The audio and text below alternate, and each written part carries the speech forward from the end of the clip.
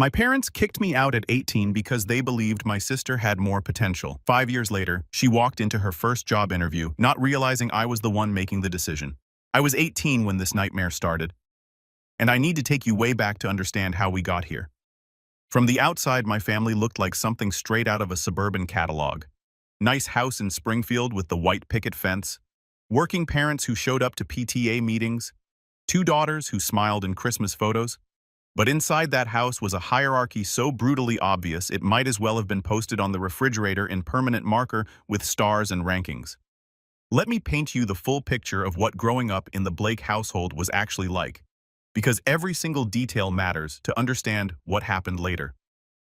My dad, Robert Blake, ran a small auto repair shop called Blake's Auto Care after leaving his teaching job when I was about 6. The kind of guy who genuinely believed that sweat was proof of worth and hard work solved everything, but only when it came from certain people.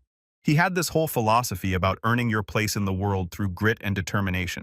Funny how that philosophy only seemed to apply to one of his daughters. My mom Diana kept the family finances like she kept her emotions in neat columns with no room for error, and definitely no room for things that didn't fit her predetermined categories. She worked part-time doing bookkeeping for local businesses, which gave her just enough flexibility to attend every single one of Ashley's events, while somehow always being too busy for mine. Then there was Ashley, my younger sister by exactly 2 years and 3 months, and their absolute miracle child in every possible way. Pretty in that effortless way some people just are. Naturally well-spoken without even trying. Charming enough that teachers would smile when she walked into rooms. Every compliment in that house bent toward her like light finding its source, like she had her own gravitational pull that sucked all the positive attention into her orbit. I learned early, probably around age 7 or 8, that my place in the family ecosystem was the folding chair at the edge of the dinner table. You know, the type metal frame cold to sit on legs, perpetually unsteady, easy to pack away and stick in a closet when real guests arrived who deserved the actual furniture. The favoritism wasn't subtle, like not even a little bit.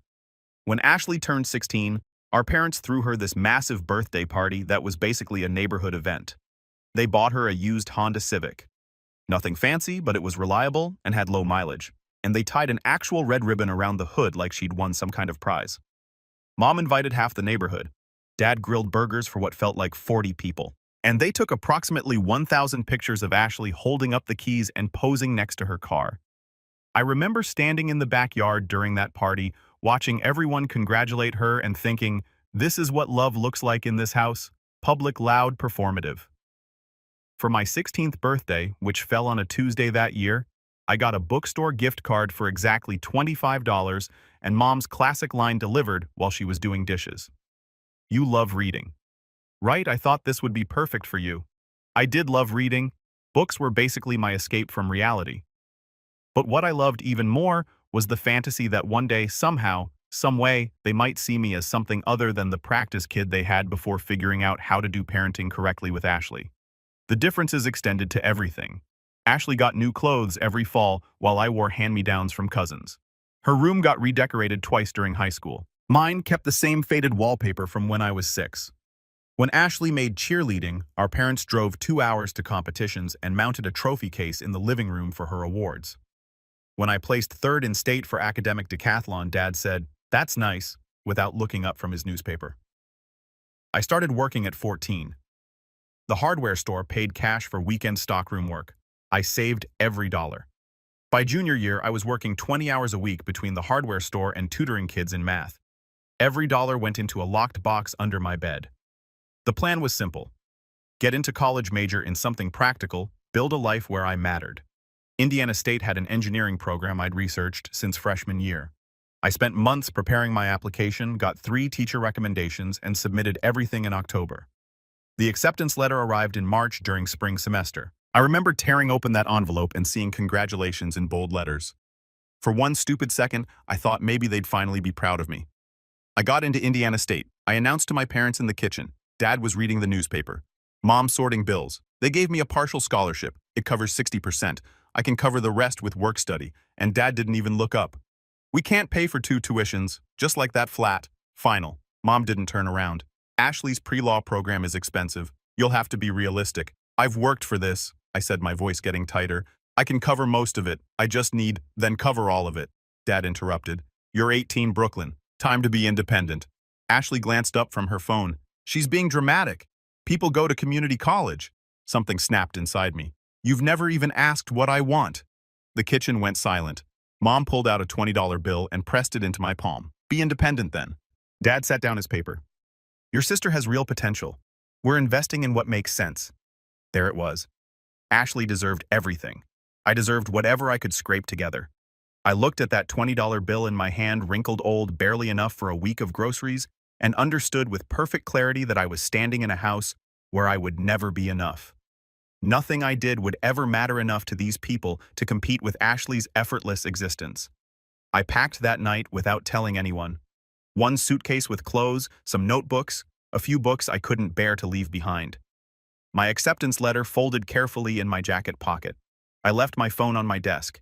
They paid for it anyway, and I didn't want them tracking me. Took my locked box of savings that had exactly $347 in it after 3 years of working every spare hour. Around 9 p.m., after I heard my parents go to bed, I quietly carried my suitcase down the stairs through the kitchen and out the back door. It had started raining. That heavy spring rain that soaks through everything in about 30 seconds. Ashley was standing at the living room window when I passed by.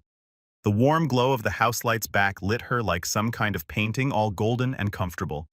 Our eyes met through the glass for just a moment. She didn't wave, didn't call out, didn't try to stop me or ask where I was going, just watched me drag my suitcase down the driveway like I was a stranger leaving after an awkward dinner party who she'd be relieved to see gone. The door clicked shut behind me with the soft final sound. I stood there for a moment, getting soaked, waiting for someone to come after me. Nobody did. That was the last time I stood on that porch as someone who lived there. The first night was a masterclass in how cold metal can feel when you're alone. And the world has made it very clear you're on your own. I ended up at a bus stop about 6 blocks from the house, far enough that they couldn't see me if they looked out the windows, close enough that I could still smell the rain hitting the same streets I'd grown up on. The bus stop bench was one of those metal ones with gaps between the slats, supposedly to keep homeless people from sleeping on them. Didn't stop me from trying. Every car that passed splashed water toward me, and I felt myself physically shrinking, getting smaller, disappearing. The $20 bill in my pocket was already damp from the rain. I kept pulling out that acceptance letter, watching the ink start to blur under the droplets, reading, "Congratulations," over and over like maybe the words would transform into something that could actually help me. By the second night, my suitcase felt like it weighed 1,000 pounds, and I developed this cough that wouldn't quit. By the third night, my body was completely done cooperating. Fever hit hard and fast, and everything went fuzzy around the edges like someone had wrapped reality in cotton. My lungs felt like they were full of broken glass every time I breathed.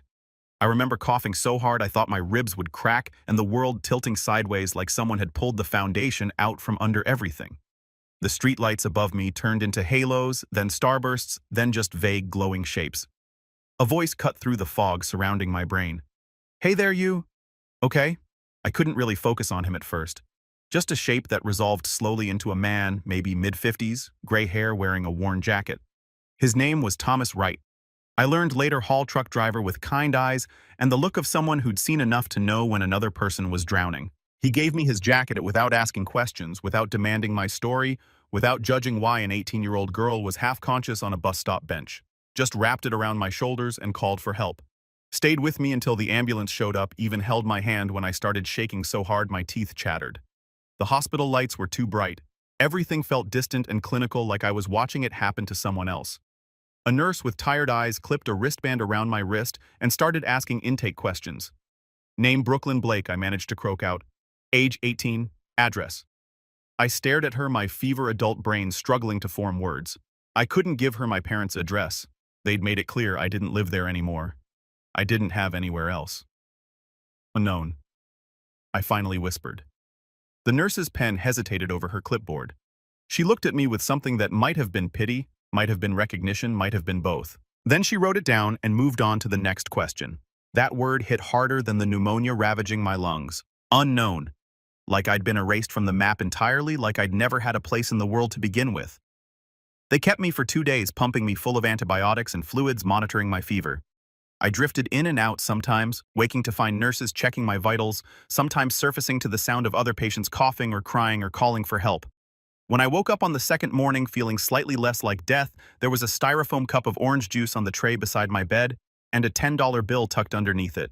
The nurse, different one from intake, younger with kind eyes, noticed me looking at it.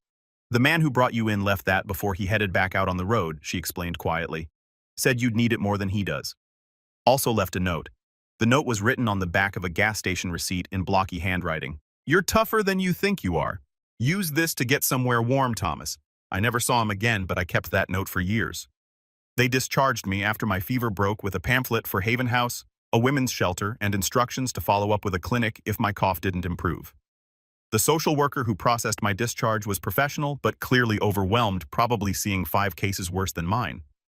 Before lunch, Haven House was wedged between a laundromat and a pawn shop on the east side of town. The building looked like it had been there since the 70s, peeling paint flickering sign bars on the lower windows. But when I walked through that door, there was warmth inside. The woman who ran it, Margaret Cole, was maybe 60, with gray hair pulled back in a practical bun and eyes that had seen every story, heard every excuse, and didn't waste time judging. She looked at me the way nobody had in what felt like forever. Straight in the eye, like I was actually there, like I was a real person, worthy of attention. "Rules are simple," she said, showing me to a small room with 2 bunk beds, a locked cabinet, and a window that actually opened. "You get 1 bed, 1 lock for your belongings, and 1 chance to rebuild. We ask 3 things. Respect the other women, do your assigned chores, and actively work toward getting back on your feet. Can you do that?" I nodded, still clutching my damp suitcase. "Good. Dinner's at 6. Chore assignments are on the board. Welcome to Haven House." So I cleaned floors, scrubbed bathrooms until my hands cracked and bled from the bleach-folded sheets in the laundry room that was always too hot and smelled like industrial detergent, mopped the common areas, helped in the kitchen, sorted donations. But work felt like proof I existed, like I was contributing something, earning my space, building towards something, even if I couldn't see what yet. The other women at the shelter mostly kept to themselves, but they called me the quiet one because I rarely joined conversations, just did my work, and retreated to my bunk with whatever book I'd borrowed from the shelter's tiny library. Margaret posted job listings on a community board in the common area. Most were restaurants, retail, cleaning services, the kind of jobs that didn't require references or background checks or anything more than showing up and working. I checked that board obsessively, writing down addresses and phone numbers in a notebook I'd salvaged from my suitcase. One afternoon, about 2 weeks into my stay, Margaret pinned up a handwritten ad that caught my eye. Help wanted Santos Diner, 5th and Pine, apply in person. It was the kind of ad most people probably walked right past without reading. Basic, informal, nothing special. But I saw it and thought, maybe this is where it starts. Maybe this is the first step toward building something. The next morning, I borrowed a semi-professional outfit from the shelter's donation closet, a button-up shirt that was slightly too big, and slacks that were slightly too short, and walked the 18 blocks to 5th and Pine in shoes that were giving me blisters. By block 3, Santos Diner was exactly what it sounded like, a hole-in-the-wall breakfast and lunch spot that smelled like burnt toast, bacon grease, and possibility. The kind of place that didn't pretend to be anything other than what it was. Honest food, honest work, no games. Behind the counter stood Carmen Santos herself, owner and operator for the past 15 years, according to the faded sign out front. She was maybe 50, with hair streaked with gray that she didn't bother dyeing, sleeves rolled up past her elbows, and the look of someone who'd built everything herself and didn't apologize for any of it. She glanced at me once, and I watched her take inventory in about 3 seconds flat. Thrift store clothes shoes that didn't quite fit the faint outline of my hospital wristband, still visible on my arm, even though I'd removed it days ago. "You ever wait tables?" she asked, not bothering with pleasantries. "No, ma'am," I admitted, because lying seemed stupid when she could clearly read my entire situation just by looking. "But I learned fast. I work hard, and I need this job." Something flickered in her eyes. Maybe recognition, maybe respect for the directness. She reached under the counter and tossed me an apron that smelled like old coffee. "Good. Start with the syrup bottles. They're sticky and customers complain. If you last the week without quitting or screwing up majorly, I'll put you on the actual schedule minimum wage plus tips, which won't be much, but it's something. Deal, deal." That night, after my first full shift wiping down counters and learning the difference between scrambled and over easy, I stood at the bus stop waiting to head back to the shelter and realized something important. Silence doesn't have to mean defeat. Sometimes it's just the sound of rebuilding brick by careful brick. The first few weeks at Santos Diner bled together in the best possible way. My body ached constantly, feet swollen from standing for 8-hour shifts, hands raw from washing dishes when the dishwasher called out. Back protesting every time I bent to wipe down booth tables, but the exhaustion felt clean. Earned. It was mine. Carmen didn't waste words, which I appreciated. She'd correct me without looking up. You missed a spot behind the napkin dispenser. Customers noticed those things. Her tone was rough, but her eyes carried a quiet respect that grew as I stopped making excuses and started fixing problems before she had to point them out. I started actually watching how the place worked instead of just going through motions. Who came in when the construction crew at 5:30 a.m., like clockwork? The business lunch crowd around noon, the late afternoon coffee drinkers killing time before heading home. Which orders piled up during rush hours, and which supplies ran low first? Chaos has patterns if you pay attention. People think restaurants are random, but they're not. There are systems with predictable flows, and those flows break down in predictable ways when you don't manage them correctly. By the second week, I was reorganizing things without being asked. Salt shakers refilled and arranged by section. Condiments sorted by delivery date so the oldest got used first. Invoices stacked by supplier to make Carmen's bookkeeping easier. I kept everything in this cheap notebook I bought from the dollar store next door. Tracking patterns and inefficiencies. One morning, the delivery truck backed into the alley about 30 minutes late. Again, same driver, same excuses. His name was Jake Morrison, maybe 35, always running behind schedule and looking stressed about it. Sorry. Sorry, he called out, jumping down from the cab. Traffic was a nightmare, and then I had to double back because the warehouse loaded my truck wrong. And it's fine. I interrupted, already moving to help him unload. Eggs here in the cold storage, flour over there with dry goods perishables in the front cooler so they get used first. He watched me work for a moment, then grinned. You've got a system. Everything works better with systems, I said, because it was true. Random doesn't scale. Organization does. He laughed, but it wasn't mocking. You sound like my boss. Ever think about logistics as a career? The word hung in my brain like a key. I didn't know I'd been carrying around logistics. The science of getting things from point A to point B efficiently on time without wasting resources. It sounded boring when you said it like that, but it also sounded like exactly the kind of practical, necessary, well-paying career that could build a real future. That night after my shift, I walked to the public library before it closed and started pulling books. Supply chain management, inventory systems, distribution networks, operations, research. I sat at one of the long tables with a stack of textbooks and a growing sense that maybe I'd accidentally stumbled onto something. The concepts weren't just interesting, they clicked in my head like puzzle pieces I'd been carrying around without knowing what picture they were supposed to make.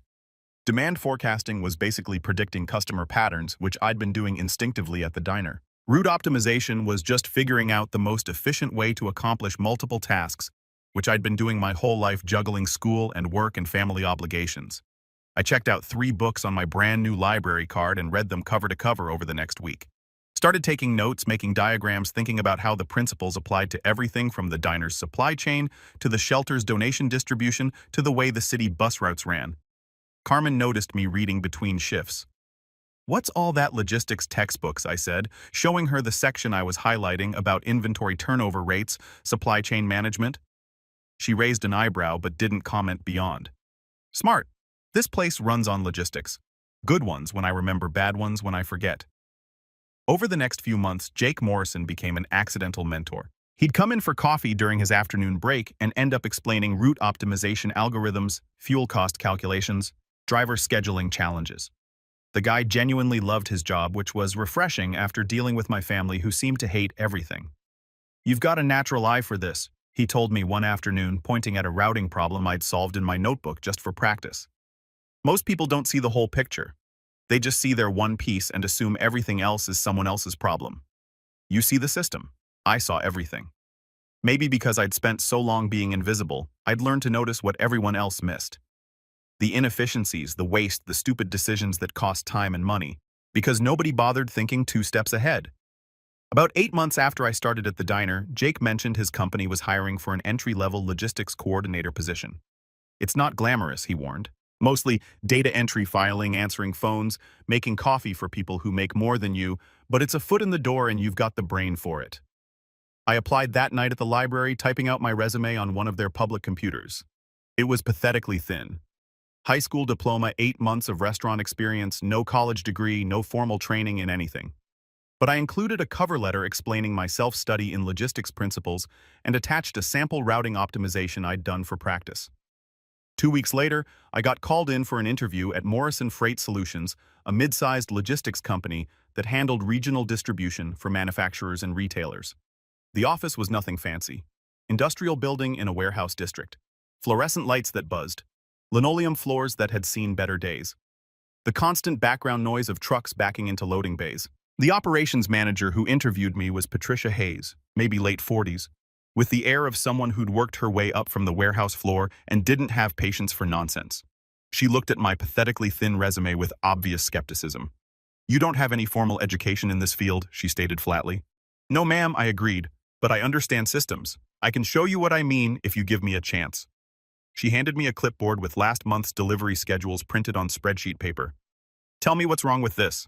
I studied it for maybe 90 seconds, tracking delivery times against locations, distances against driver assignments. Then I pointed out 3 things. 2 routes that overlapped inefficiently and wasted fuel. A loading sequence that required reorganizing trucks mid-delivery, and a gap in coverage during peak afternoon traffic that was probably costing them late fees. Patricia's eyebrows went up. She looked from the schedule to me and back again. "When can you start?" That was 3 years ago. 3 years that changed absolutely everything. I worked like someone who'd been drowning and finally found oxygen. Every task was a chance to prove I belonged, to demonstrate I could think that I was worth the minimum wage they were paying me. I stayed late, came in early, volunteered for projects nobody else wanted because they were tedious or complicated or both. Not because I was trying to suck up to anyone, but because every problem was a puzzle, and I'd never met a puzzle I couldn't solve if I threw enough attention at it.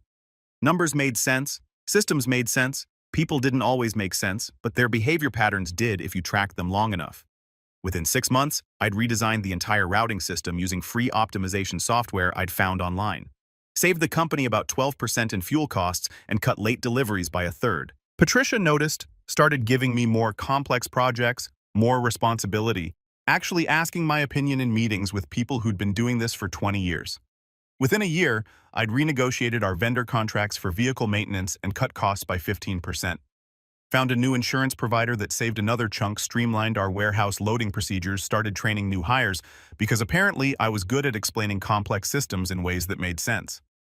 By 18 months, I was managing 3 major accounts directly: a pharmaceutical distributor, an auto parts manufacturer, and a regional grocery chain. The clients started asking for me specifically when they had questions or problems, which drove some of the other coordinators crazy, but made Patricia grin. "You're making me look good," she told me after a particularly successful quarterly review. "Keep it up." I kept it up. Took every certification course I could afford, and several I couldn't, putting them on payment plans and eating ramen for weeks to cover the fees. Studied industry publications, tracked competitor strategies, built relationships with vendors and clients and drivers. Learned that logistics wasn't just about moving boxes from point A to point B, it was about trust. Customers trusting you'd deliver when promised. Vendors trusting you'd pay invoices. Drivers trusting you'd give them reasonable routes. It was about timing, about treating people like they mattered, about building systems that worked even when the unexpected happened. 2 years into the operations coordinator role, Patricia called me into her office on a Tuesday afternoon. "I'm retiring next year," she said without preamble, which was her style. "I've been telling corporate they should promote internally, told them specifically they should consider you." The promotion to operations manager came through 3 weeks later with a salary that felt absurd to someone who'd been homeless 4 years earlier. Real money. Enough to move out of the shelter into a tiny studio apartment. Enough to buy professional clothes instead of borrowing from donation bins. Enough to start thinking about something bigger. Because here's what I'd learned in those 2 years. I was good at this. Better than good. I could see inefficiencies others missed, design solutions others hadn't considered, build systems that actually worked instead of just looking good on paper. And I'd also learned that working for someone else, even someone as decent as Patricia, meant my ceiling was predetermined. My growth was limited by company structure, by budget constraints, by decisions made in boardrooms I'd never be invited into. I started Blueprint Logistics in my studio apartment on a Saturday morning with $8,000. I'd somehow convinced a bank to give me despite my lack of collateral. The business plan was simple: target the gaps the big players ignored. medical supplies that needed reliable temperature control, lab equipment that couldn't afford delays, time-sensitive materials where being 6 hours late meant millions in losses, anything that required perfect execution instead of good enough execution. The first 6 months were brutal, working my full-time job at Morrison Freight during the day, building Blueprint at night and on weekends, living on 4 hours of sleep and convenience store sandwiches, answering client calls at 2 a.m., coordinating deliveries from my phone while sitting in Morrison's break room. Patricia knew what I was doing. "I won't tell corporate," she said quietly one afternoon. "But when you're ready to jump clean, don't try to do both." The tipping point came when I landed a contract with a regional hospital network to handle their lab specimen transport. Time-sensitive temperature, critical zero room for error. The big logistics companies quoted them ridiculous rates because it was high risk. I quoted them fair rates and promised perfect execution. Delivered perfectly for 3 months straight. Never late. Never compromised a sample. Never gave them a reason to doubt they doubled their contract. That's when I quit Morrison Freight and went full-time with Blueprint. Patricia threw me a going-away party in the break room with sheet cake and off-brand soda. "You're going to do amazing things," she told me, and she meant it. "Come back and hire me when you need a consultant." Blueprint grew faster than I'd planned for. Clients liked that we actually answered phones at 11 p.m. when they had emergencies. They liked that deliveries showed up exactly when promised. They liked that problems got solved with solutions instead of excuses. Within a year, I'd hired my first 2 employees, both former warehouse workers who were smarter than anyone gave them credit for and just needed someone to give them a chance. Within 2 years, we'd landed 3 major contracts with manufacturing companies. Within 3 years, we were bringing in $2 million in annual revenue. By year 4, I had to move operations out of my apartment into an actual office space with a warehouse. Had to hire a proper office manager, a dedicated dispatcher, actual account managers. Had to learn how to be a boss instead of just a worker who was good at systems. By year 5, which brings us to about 3 weeks ago, Blueprint Logistics had an office in a decent building, downtown, 20 employees, and contracts with clients across 3 states. We just landed our biggest deal yet, a 3-year contract with that same hospital network that had taken a chance on us in the beginning, now expanded to handle all their medical supply distribution. I kept 3 things framed on my office wall. The hospital wristband that said "Unknown under address," the $20 bill my mother had given me, and Blueprint Logistics' first major contract.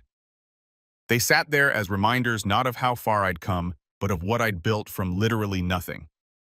The call came on a Monday morning in late April.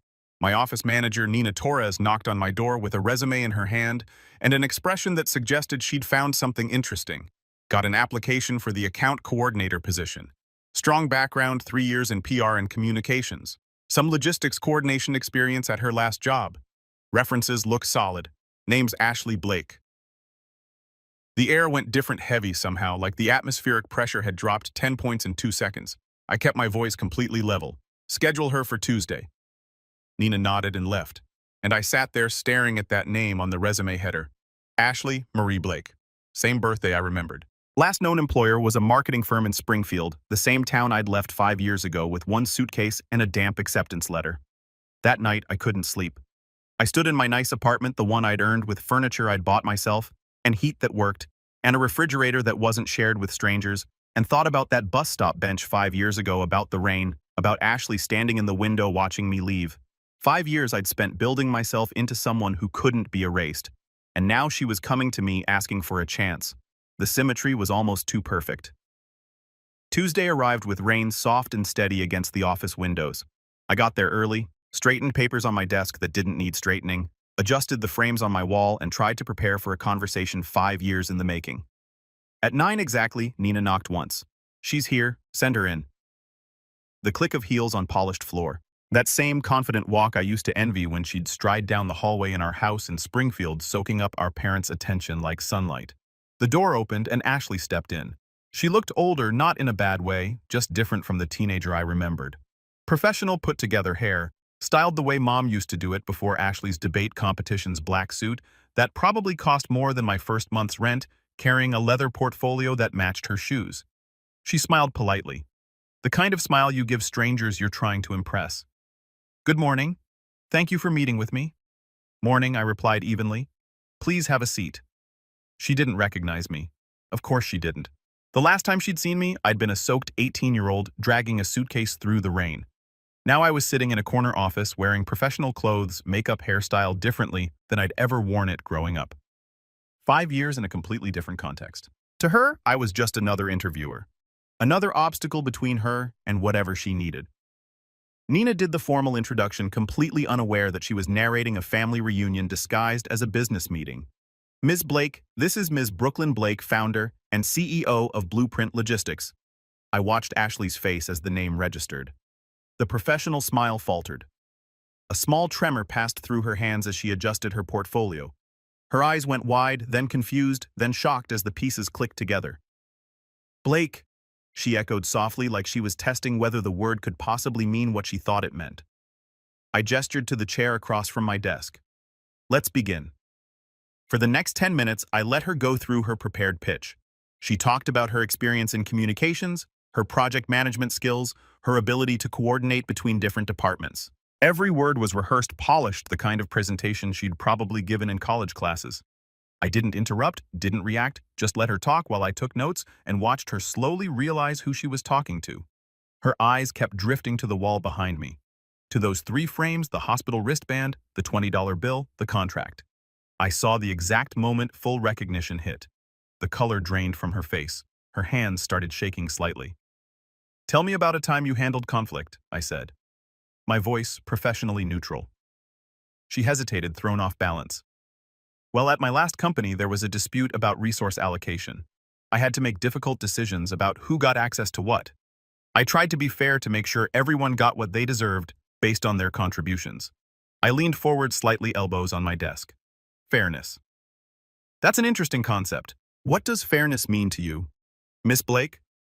She met my gaze, and I could see her struggling to maintain the professional facade while her brain was screaming that she was sitting across from her sister who she'd watched leave 5 years ago.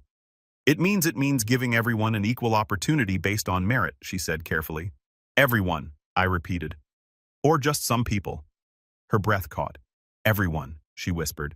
Everyone deserves a fair chance. Equal treatment regardless of who they are or what potential someone thinks they have. She nodded, unable to speak. I sat back in my chair. Interesting philosophy. Tell me, Miss Blake, in your experience, how often do families actually practice that, Brooklyn? She whispered, and hearing my name from her mouth was surreal.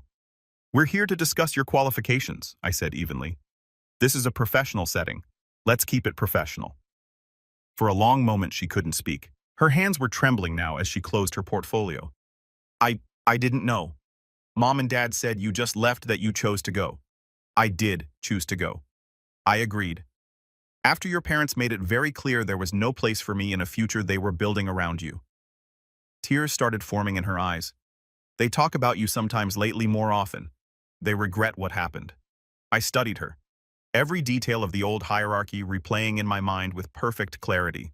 Her birthday parties and my gift cards, her Honda Civic and my bus stop bench, her celebration dinners, and my hospital wristband marked unknown. I'm sure they do regret it, I said quietly. People usually regret things when they realize there might be consequences. I should have said something, Ashley managed. I was a coward. I watched you pack and I didn't say anything. No, you didn't. Are you going to hire me? She asked, and there was genuine fear in her voice. I looked at her resume again. Solid experience, decent references, skills we actually needed. If she'd been anyone else, I'd have hired her on the spot. That depends, I said carefully. Can you work for someone who wasn't deemed worthy of investment? Someone who wasn't considered to have real potential? Can you take direction from the sister your parents threw away? She flinched, like I'd hit her. I can try, she whispered. I considered that. Considered the kid who'd been homeless and sick, who'd cleaned shelter bathrooms and learned logistics from library books. Considered how far I'd come and how much that $20 bill didn't mean anymore. Then you start Monday, I said. Entry-level account coordinator salary is $42,000, standard benefits, 2 weeks vacation after 6 months. You'll report to Nina, who will train you on our systems. We expect professionalism, competence, and the ability to follow established procedures. Can you do that? She nodded, tears falling now. Good, because the only thing we build here is fairness. Real fairness. The kind where everyone actually gets judged on their merit instead of their potential or their charm or who loves them more. When she left my office 20 minutes later, after we'd gone through the actual logistics of her employment, Nina came back in looking confused. So we're hiring her. You sure? I glanced at those 3 frames on my wall. Everyone deserves a chance, even the people who once denied you yours. That evening, after everyone else had left, I stood at my window looking out at the city lights. My phone buzzed. Text from a Springfield number I recognized even though I hadn't saved it. Mom Ashley told us about her new job. We'd like to talk to you. I stared at that message for a long time. Then I typed back, there's nothing to talk about. I have a business to run. She tried calling. I declined. She texted again, please Brooklyn, we're still your family. I turned my phone off and went back to watching the rain streak down the windows, thinking about bus stop benches and hospital wristbands and the long, strange journey from unknown to CEO. Some stories don't end with dramatic reconciliations or tearful reunions. Some just end with boundaries, clear, firm, permanent boundaries that protect the life you built from the people who tried to tear it down. Ashley started the following Monday, and I treated her exactly like any other employee. No favoritism, no grudges, just professional standards and clear expectations. She worked hard, asked good questions, took feedback without getting defensive. Maybe having to earn something for the first time in her life was teaching her things our parents never bothered to. We didn't talk about the past, didn't need to. The work was the conversation. My parents tried a few more times over the following weeks. Calls, emails, even a letter that arrived at my office marked personal and confidential. I filed it without opening it. Whatever healing they needed to do, they'd have to do it without using me as the catalyst or the solution or the person who was supposed to forgive them. Just because they finally realized they'd screwed up 3 months into Ashley's employment. I took down that $20 bill from my office wall, held it in my hands for a moment, wrinkled, faded, powerless now. Then I fed it through the office shredder and watched it turn into confetti. I didn't need that reminder anymore. The company was reminder enough of what happens when you tell someone they don't deserve a future, and they decide to build one anyway because everyone deserves a future. Even the ones who were told they didn't, especially them.